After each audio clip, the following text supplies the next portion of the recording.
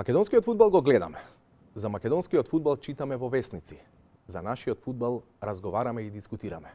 Нашиот фудбал го сакаме. Добре дојдовте во Куќа на фудбалот, емисија посветена на македонскиот фудбал. Првото издание го отвораме со гостување на претседателот на Фудбалската федерација на Македонија, Илчо Ѓоргиовски. Ви благодарам што сте тука. И веројатно ви е удобно, се чувствувате пријатно кога разговарате со некој кој по описот на своето работно место треба да ги брани и заштитува интересите на куќата која што вие водите. Па добро, јас најнапред би сакал да ги поздравам сите симпатизери и влюбеници во фудбалската игра и секако гледачите на оваа нова емисија која што е дел од проектот ФФМ ТВ и заедно со ТВ платформата, нели, заедно со лайвстримот на надпреварите од првата и втората лига. Еве сега сме во ново студио и на зачеток на една нова емисија, односно прва емисија која што се надевам дека ќе биде гледана, дека ќе ни донесе многу дебати, ќе ни донесе многу анализи, многу информации од нашата земја и нели интернационалниот фудбал. Значи емисија која што ќе биде специјализирана на фудбалски теми. Па дури коректор на работата на федерацијата. Сигурно, секако и очекувам тоа да биде така и да, се чувствувам пријатно. Во јавноста најсилно одекнуваат резултатите на А репрезентацијата на Македонија. Ние втор квалификацијски циклус завршуваме на последното место. Во два квалификацијски циклуси се сменија 4 селектори. Македонија е на 138-то место на FIFA ранг листата. Во последното ваше интервју велите: јас, а верувам и сите објективни критичари беа свесни дека оваа ситуација ќе се случи. Македонија никогаш не била блиску до пласма на големо надпреварување, па дури и кога имала многу посилен состав од сегашниот, но бевте свесни, ама не се откажувавте од надежта. Да, морам да кажам дека јас уште пред назначувањето на оваа функција бев свесен за состојбата во која што се наоѓа македонскиот фудбал и без разлика на тоа се нафатив да бидам овде каде што сум денеска. Сигурно дека за оваа ситуација во која што се најдовме денеска има причините лежат и во смената на генерации кои што ни се случи во меѓувреме. Нели, сигурно дека една од причините и непосветеноста на работата со младите категории во младинскиот фудбал, од каде што требаше да произведуваме фудбалери кои што ќе ни донесат резултати. Значи се се тоа причини од кои што произлегува оваа последица која што имаме денеска, резултатот на А националниот тим, и не бегаме од одговорност. Свесни сме за ситуацијата, пробуваме да направиме, значи, чекори со кои што ќе го подобриме резултатот во А националниот тим. Меѓутоа, морам да кажам дека А националниот тим секогаш јавноста гледа низ призма на А националниот тим. Имаме ние во Фудбалска федерација на Македонија, сигурно тоа е само еден сегмент, имаме други национални тимови, селекции со кои што морам да кажам дека може да бидеме задоволни, почнувајќи од репрезентацијата од 21 година, репрезентацијата до 19 години која што премина во фаворитскиот шешир, значи репрезентацијата до 17 години која што имавме турнир прошлата есен на која што бевме во најмала рака рамноправни со репрезентацијата на Италија, ја победивме Србија со 3-1. Значи се тоа наши репрезентации на Фудбалската федерација на Македонија и на нашата. Ама на товар ви се ставаат и работи од типот дека Ѓоргиовски експериментираше со одредени селектори, еве на пример со Љубинко Друловиќ во последниот квалификацијски циклус. Не би рекол дека тоа е експеримент. Можеби во таа ситуација, во тој момент, Љубинко Друловиќ беше и најквалитетното решение за таа позиција. Вие ги бирате селекторите? Не, ги бира комисијата која што ја сочинета од членови од управниот одбор на Фудбалската федерација на Македонија. Бидејќи бете свесни или знаевте за ситуацијата во која се наоѓаме денеска, можете ли да претпоставите каква ќе биде блиската иднина? Еве на пример, целта во следните квалификации. Играме со Албанија, со Шпанија, со Италија, со Израел. Морам да кажам дека имаме исклучително тешка група и е многу тешко да се прогнозира. Значи крајниот исход секако дека би бил задоволен доколку се пласираме пред една од овие репрезентации како што Израел и Албанија. и очекувам да го направиме тоа. Очекувам дека ќе имаме многу попозитивни резултати во наредниот квалификацијски циклус, без разлика на силните противници кои што ги имаме. Значи ги имаме Шпанија, имаме Италија, кои што се апсолутни фаворити, имаме многу силни репрезентации како што е Албанија и Израел. Така што верувам и очекувам дека ќе имаме попозитивни резултати во наредниот квалификацијски циклус. Значи ние сме како федерација сервис на репрезентацијата. Ние сме тука за да создаваме услови за нормално функционирање на репрезентацијата. Во моментов сме набавуваме најмодерна апаратура за која што е поварена од стручниот штаб, односно од Иван Јовановски, кој што е дел од стручниот штаб на Ангеловски. Значи да, за апарати кои што во реален момент, во реална ситуација, значи ќе кажат подготвеноста на секој фудбалер индивидуално во однос на минутажата која што може да ја има на еден натпревар, односно да се извлече максимумот од секој наш репрезентативец. Значи одиме во правец на тоа да ги подобруваме условите, да даваме максимални услови на селекцијата, секако не ги забораваме и останалите селекции. Знаете дека и претходно, значи во академијата и во младите селекции, значи ангажиравме стручни лица кои што работат на физичката припрема, соодветни апарати мерни, исто така таму набавивме и сето тоа. Се надевам дека ќе ни донесе попозитивни резултати. Во јавноста се посочува вашата блискост со актуелниот селектор на репрезентацијата на Македонија Игор Ангеловски, а многу често се споменува и ваша директна поврзаност со селекцијата на играчите, па дури и со тактиката за надпреварите. Ви недостасува тренерската работа или навистина го правите тоа? Не, морам да кажам дека претходно ме поврзува исто така, исто Чеде Јаневски, исто Бошко Ѓуровски, еве сега и со Игор Ангеловски. Нормално е да разговараме на фудбалски теми. Значи, зашто друго ако не за репрезентацијата? Се разбира дека јас знам границата, значи се знае која носи на крајот на краиштата одговорноста за резултатите, знам дека селекторот е тој чиј избор е последен. Ние разговараме, споделуваме размислувања, меѓутоа сепак на крајот тренерот, односно селекторот е тој кој што го носи главниот збор, односно конечната одлука околу репрезентацијата, околу физиономијата на тимот, околу концептот и така натаму. А Игор Ангеловски, например, нема толку голема суета како Чедомир Јановски, за да не тропне на вратата од претседателскиот кабинет и да побара совет, например.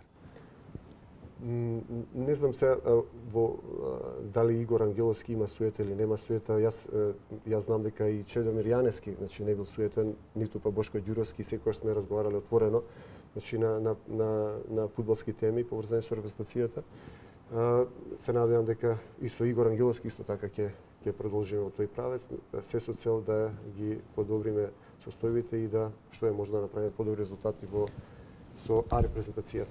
Нашиот фудбалер на векот, Дарко Панчев, е дел од иницијативата која што се појави на социјалните мрежи за спас на македонскиот фудбал. Рака на срце и Ана Анушка е дел од таа иницијатива на социјалните мрежи. Зошто ако имате иста цел со Дарко Панчев, развој на македонскиот фудбал, се наоѓате на две различни страни, носите различни дресови? Не би рекол дека носиме различни дресови, значи и Дарко Панчев и сите останати легенди во македонскиот фудбал сигурно дека не задолжиле со игрите во минатото и вратата на куќата на фудбалот, на фудбалската федерација секогаш отворена за нив, за добри идеи, за да на вистински начин придонесат во развојот и афирмацијата на македонскиот фудбал. Така што е отворена покана до сите тие кои што имаат своји размислувања, идеи, значи до нашите легенди, до Дарко Панчев, ако сакате, значи отворени се вратите на куќата на фудбалот, спремни за разговор, се што е позитивно да примениме за се со цел за подобрување на состојбите на македонскиот фудбал. А ве загрижува таа иницијатива спас на македонскиот фудбал? Еве се ближи собранието на фудбалската федерација на 5 март. Ме грижи. Сигурно дека значи убаво е да се слушнат размислувањата на тие луѓе, затоа што има дел од нив се навистина големи фудбалски имиња кои што мора да се слушнат, чиј глас мора да се слушне. Затоа и кажав и претходно, значи отворени се вратите за разговор секогаш во Фудбалската федерација на Македонија и нормално дека сите одлуки кои што ги носиме би сакале да претходно да го слушнеме размислувањето на нашите легенди. Ама никогаш не се појавиле. Дел од нив, значи ги имаме веќе во Фудбалската федерација на Македонија. Дел од нив ги немаме, значи дел биле, но секогаш сигурно дека својот призонес во афирмацијата на македонскиот фудбал треба да го дадат на вистинскиот начин. Значи и тука и во нашата земја, во нашата држава, преку овие настани кои што ги организира Фудбалската федерација и во УЕФА и ФИФА, значи ни требаат луѓе кои знаат на прав начин да направат афирмација на македонскиот фудбал. Фудбалската федерација на Македонија несомнено е, така од секогаш веројатно и било организацијски и финансиски успешна организација, но со оваа куќа се поврзуваат и бројни негативни теми, како на пример инфраструктурата на стадионите и домашниот шампионат. Во тековната сезона само 3 екипи од првата лига надпреварите ги играат на свој стадион. Која е одговорноста на федерацијата за несоздавањето услови за тренирање во толку важни фудбалски центри? Прво на ова несоздавање на услови, значи морам да Да, кажам така реков, несоздавање на услови. Несоздавање на услови. Морам да кажам дека да потенцирам, односно дека јас сум председател во последните 3 години, не сум во последните 22 или 3 или 5 години веќе од осамостојањето колку веќе помина. Чи можам да зборам за овој период. Околу создавањето на услови ние веќе направивме 10 терени со вештачка трева на кои што тренираат младинските екипи, тимовите јуниорски на прволигашите, второлигашите и така натаму на фудбалските школи. Значи направивме практично услови за нормален тренажен процес кој што до сега ги немаш. Тоа е со Хетрик 3 програмата на УЕФА, еве со Хетрик 4, значи преминавме во реализација и правење на 4, односно 5 фудбалски терени на најголемите фудбалски центри во Македонија. Нашата односно преку трипартитниот договор кој што го имавме со локалната самоуправа, значи Фудбалска федерација и УЕФА, нашата обврска беше да направиме терен по највисоки стандарди на УЕФА и на ФИФА, значи тренат терен со систем за иригација и така натаму, значи се што е потребно да имаме врвни терени и осветлување, односно рефлектори. Значи ние во делот на нашата работа, нашите обврски сме онаму каде што беше планирано, значи со изведбата привршуваме со стадионите во Тетово со тревната подлога и во Битола, Штипе сега во оваа пролет исто така ќе го завршиме. Значи со рефлекторите очекувам некаде до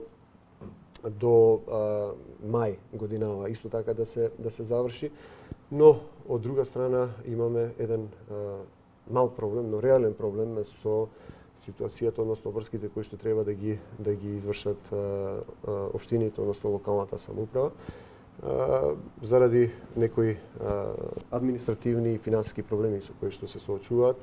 Се надевам дека во најскоро време ќе ги надминат тие проблеми, дека ќе почнат со извршување на своите обврски од работата и дека во наредната година веќе ќе добиеме 5 квалитетни стадиони на кои што ќе може да се играат репрезентативни надпревари и надпревари од квалификациите во УЕФА куповите, значи дали Лига Шампиони или Лига Европа.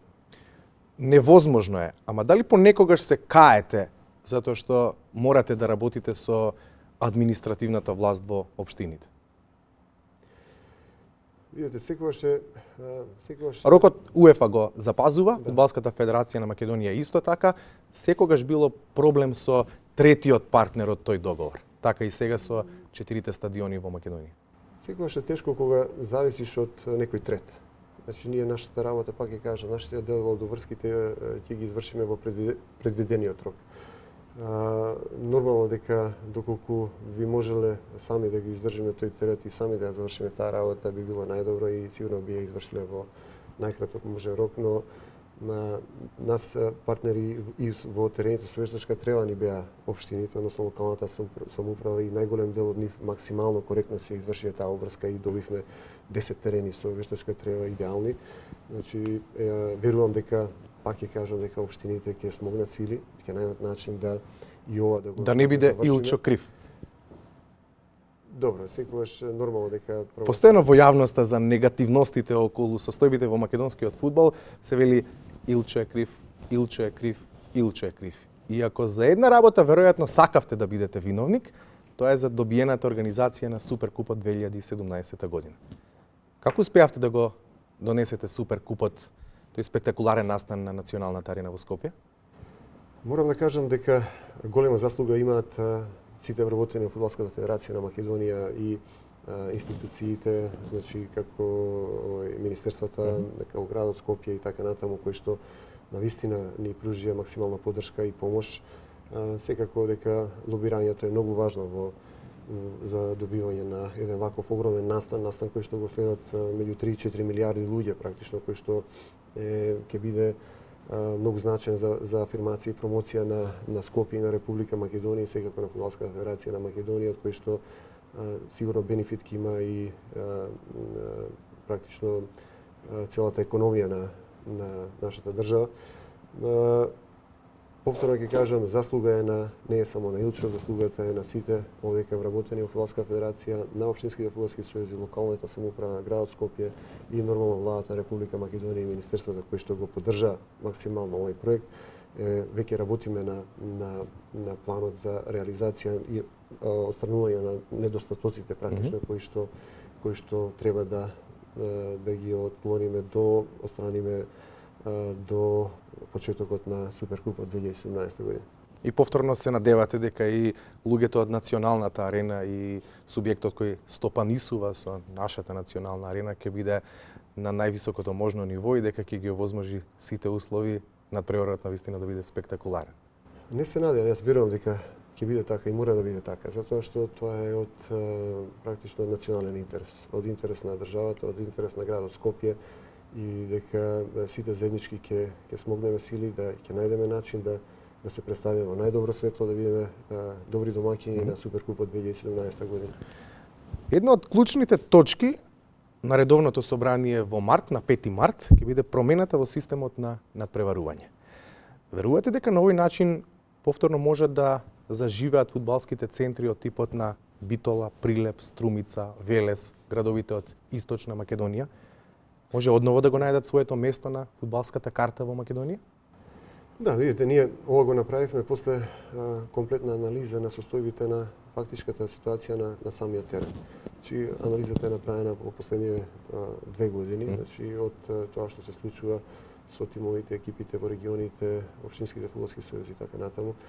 Од тука и произлезе практично и потребата за реорганизација на практично на комплетно надпреварување почнувајќи од првата лига, која што ќе биде со 4-кружен систем, значи втората лига која што ќе се подели на 2 источна и западна и поделбата на 6 региони наместо. Тоа е веројатно делот во кој ќе го соберете најголемиот аплауз, поделба на втората лига на источен и западен регион. Не се работи за собирање на аплаузи, добивање на аплаузи, туку се работи за тоа што е потребно да се направи за да се подобри состојбата во македонскиот фудбал, да се добијат повторно, да се добие квантитет, да се добие можност тие млади играчи да имаат можност каде да играат во квалитетни лиги, квалитетни клубови, да ги добиеме повторно фудбалските центри кои што во изминатиот период, да кажам, не сгаснаа, меѓутоа се на тука блиску да сгаснат. Ќе го добиеме сигурно едно Валандо кое што не постоеше одамна веќе на фудбалската карта, да не зборам понатаму, значи за Струмица, за и градови кои што немаат тимови, кои што немаат своји представници во повисоките рангови на надпреварување, значи зборам за втората и за првата лига. На тоа редовно годишно собрание на Фудбалската федерација на Македонија ќе има точка со дневен ред стратегиски план за 5 и за 10 години. Според стариот стратегиски план на Фудбалската федерација на Македонија, 2016-та ние требаше да бидеме дел од Европското првенство во Франција. И веројатно јавноста сега најмногу ќе интересира на кое место и во која година е проектирано националниот тим да игра на големо надпреварување. Во правењето на стратешкиот план, значи учествувавме ние како Фудбалска федерација, пак ќе кажам, значи и регионите и општините, значи сите инволвирани практично во организацијата на Македонија. Да не ме сватите погрешно, секоја сериозна федерација, институција и организација има стратешки план. Значи правиме стратешки план со реални цели. Со реални цели и задачи кои што си ги даваме за да ги исполниме, да ги извршиме. И тука ќе знаеме што тоа што сме си го задале самите себе си како цел сме го направиле, сме ја достигнале таа цел, што не е направено и зошто не е направено. Значи ќе има одговорност практично кај сите задолжени одговорно лице, односно за сите од целите кои што се поставени во стратешкиот план, во однос на затоа што највеќе ве интересира пласманот на репрезентацијата на некое големо натпреварување, сметавме дека некоја реална цел можеме да таков еден пласман на некој од големите натпреварувања можеме да си поставиме некаде за 2000, односно за 10 години, 2026 година. Се што е пред тоа, се што ќе направиме пред тоа, сигурно дека ќе е позитивно плюс, значи ќе е за нас. Треба да се признае дека позитивна е работата на младата репрезентација на Македонија. Можеме ли да се надеваме на бараж во овие тековни квалификации? Имаме страшно тешка група, но и фудбалерите предводени од вашиот близок Благоја Милевски играат на високо ниво, па дури и против една Франција беа на прагот на победа. На крајот французите се радуваа на нерешените 2-2. Јас искрено се надевам дека ќе успееме да се пласираме во тој бараж, зашто да не бидеме и начело во таа група и директно да се пласираме на тоа европско првенство, затоа што имаме многу квалитетна генерација на млади фудбалери, од која што очекуваме дел од нив практично и да дојдат во селекцијата и да бидат носители во наредниот квалификацијски циклус. Ние намерно и дел од тие фудбалери и во претходниот квалификацијски циклус ги оставивме на располагање во младата репрезентација за да успееме да направиме и позитивни резултати со репрезентацијата до 21 година. Еве и тоа се случува во моментот. Се надевам дека и очекувам во март да победиме со Исланд и да се најдеме во позиција што ќе не доведе до пласман на едно европско надпреварување, односно европско првенство. Што се однесува до надпреварите на најдобрата селекција, можно ли е во следниот квалификацијски циклус дел од тие надпревари да се играат надвор од Скопје? Тоа е поврзано со ова што претходно го зборевме околу инфраструктурата, околу овој хетрик проект 4, значи околу завршувањето на стадионите кои што веќе се во изградба, доколку успееме да завршиме со тие стадиони, сигурно дека моја голема желба е дел од надпреварите кои што ќе играа националниот тим да се играат на тие стадиони кои што би биле оспособени за надпревари од втора категорија, односно да Битола, Прилеп или евентуално Струмица? Во моментов најблиску до способување на еден стадион надвор од Скопје е Струмица, затоа што веќе имаше таму имаше еден зафат со кој што се направи дел од трибината практично, значи се овозможија некои од условите кои што ги побарува УЕФА за одигрување на надпревари од трета категорија, односно втора категорија. И можеби во Струмица најбрзо може да се адаптира стадионот за одигрување на надпревари на националниот тим. Но пак ќе кажам, се надевам дека и Битола, и Прилеп, и Штип и Тето, значи ќе направат, односно ќе успеат да ги намерат проблемите и ќе направат стадиони на кои што ќе може да гостува на националниот тим. Се што треба да направи најпрви на Игор Ангеловски да ја врати позитивната атмосфера во таа најдобра репрезентација, можеби предуслов за тоа е враќањето на Горан Пандев во националниот тим. Да, секако дека основен предуслов за добри резултати е добрата атмосфера во секој тим и нормално и во националниот тим. Враќањето на Горан Пандев сигурно ќе биде многу позитивно и ќе значи многу за фудбалерите кои што играат околу него, поддршката негова во националниот тим, односно присуството на самиот терен, верувам дека ќе придонесе и на подигнување на квалитетот и на останатите играчи кои што ќе играат во тимот. И верувам дека во наредниот квалификацијски циклус заедно со Горан Пандев и останатите фудбалери кои што ќе бидат носители на тимот, дека ќе дојдеме до позабележителни резултати и повеќе победи. Ви недостасува тренерската работа? Што е полесно? Да се потпишуваат договори, држат состаноци или да се работи на терен со фудбалерите? Морам да кажам дека ми недостасува. Значи теренот и тоа го надополнувам со тоа што ги посетуваме надпреварите во детската лига. Практично сум присутен на секоја сабота на надпреварите во детската лига. Пробувам да бидам што повеќе присутен на што повеќе надпревари.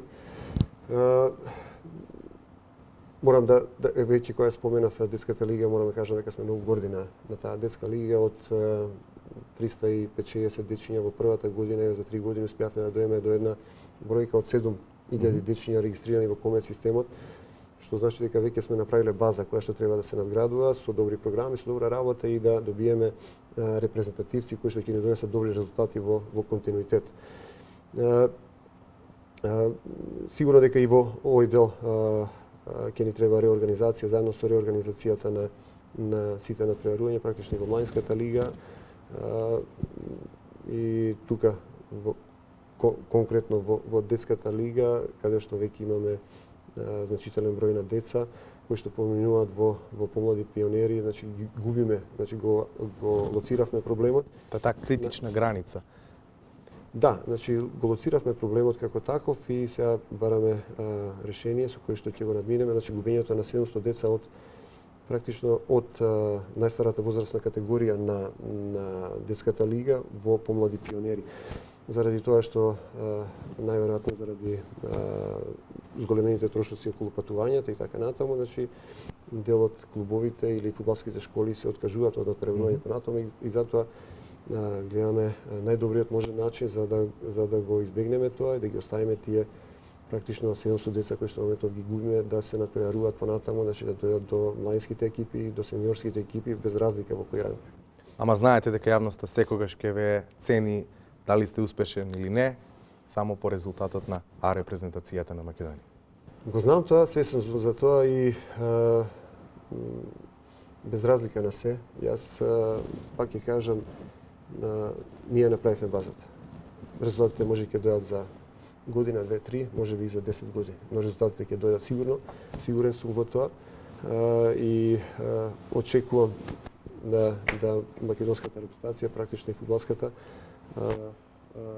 односно фудбалската куќата на фудбалот да се гордее со тоа што сега го правиме, значи во овој период, во наредните десетина години. Може би нема да бидеме на оваа позиција каде што сме сега, но јас сум уверен и сигурен дека само ова е патот по кој што треба да одиме и без разлика, пак ќе кажам, дали е Илчо тука или кој да е на оваа функција председател, значи треба да продолжиме по овој пат, вложуваме во младинскиот фудбал, да создаваме да подобруваме инфраструктурата, сето тоа ќе ни донесе подобри резултати и на клубско и на репрезентативно ниво. Ви благодарам што заеднички ја отворивме првата емисија Куќе на фудбалот. Ви благодарам и на вас за поканата. Уште еднашка ќе кажам дека се надевам и сигурен сум дека оваа емисија ќе недостасуваше во медиумскиот простор и дека ќе ни донесе многу дебати, многу отворени теми на фудбалски прашања и анализи, информации со што ќе го задржиме и вниманието и ќе бидеме многу, да кажам, и потранспарентни кон јавноста. Ја гледавте Куќе на фудбалот. Ви благодарам на вниманието. Поздрав, се убава.